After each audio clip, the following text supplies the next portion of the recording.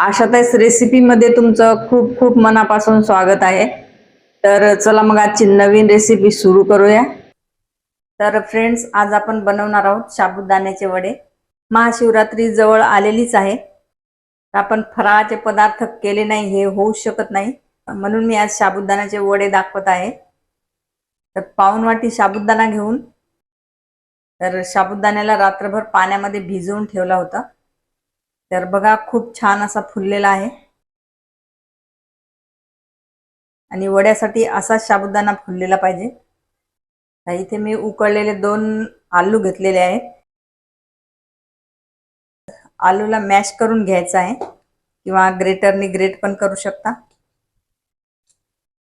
साबुदाणा फुललेला असला की 5 मिनिटात हे वडे बनवू शकता।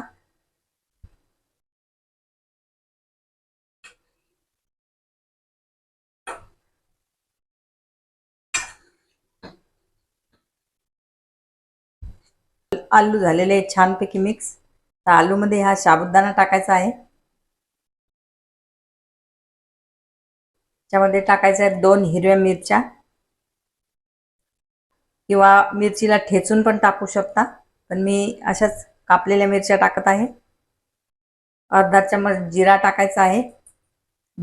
उपवासाला जिरा चालत नसेल तर जिराला स्किप करू शकता। हिरवी कोथिंबीर टाकायची आहे खूप सारी।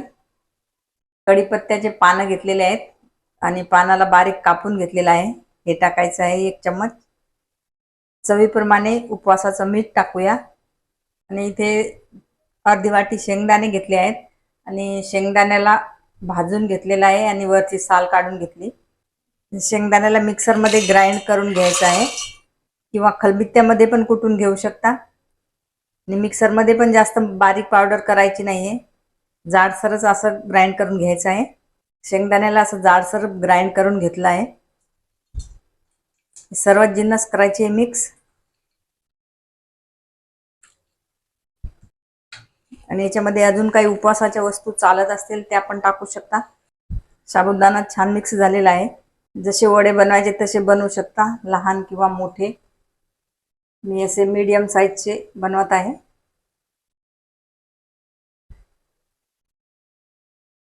तर अशा प्रकारे मी हे वडे बनवत आहे। साबुदाण्याचे वडे बनवून घेतले आहेत। वड्यांना फ्राय करून घेऊयात। पहिलेच मी कढईमध्ये तेल गरम करायला ठेवलं होतं। वड्यांना करायचंय फ्राय।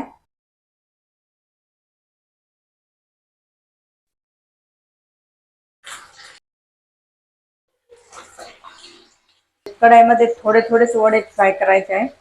ही खोल कढई आहे तर त्याच्यामध्ये जास्त वडे येत नाही, जशी फ्लॅट कढई असली तर त्याच्यामध्ये जास्त वडे येतात।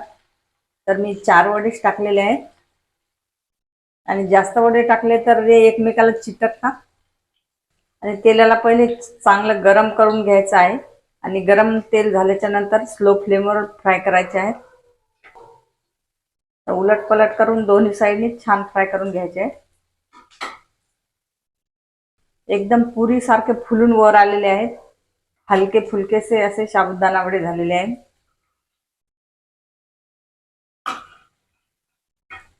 अशा प्रकारे वडे बनवसाल तर वडे फुटणार नाहीत।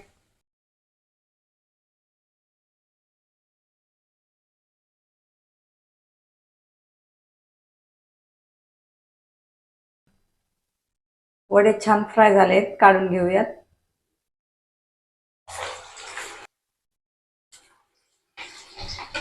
फ्रेंड्स बघा, खूप छान असे हे वडे झालेले आहेत।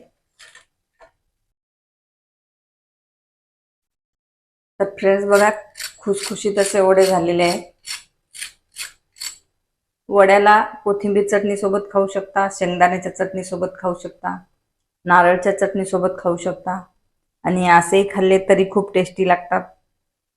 तर अशा प्रकारे हे वडे नक्की करून बघा, आणि कसे वाटले कमेंटमध्ये जरूर सांगा। आणि माझ्या रेसिपीला लाईक, शेअर, सबस्क्राईब जरूर करा।